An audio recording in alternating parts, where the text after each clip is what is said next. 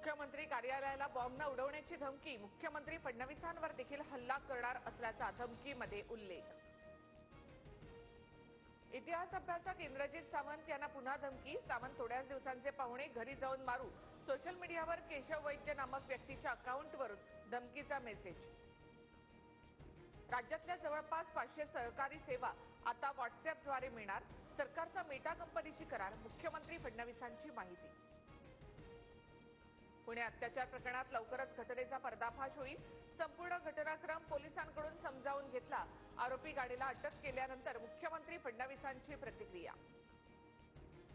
पुणे अत्याचार प्रकरणातील आरोपी दत्तात्रय गाडेची आज कोर्टात हजेरी, आरोपीची व्हीसीद्वारे सुनावणी घेण्याची पोलिसांची कोर्टाकडे विनंती, गाडीला 70 तासानंतर गुन्हाड गावातून अटक। पुणे कोर्ट परिसरामध्ये महाविकास आघाडीचे कार्यकर्ते जमले, आरोपी दत्तात्रय गाडेवर बांगड्या फेकण्याचा कार्यकर्त्यांचा प्रयत्न, आंदोलनकर्ते पोलिसांच्या ताब्यात, स्वारगेट परिसरातील अत्याचाराच्या घटनेनंतर संताप।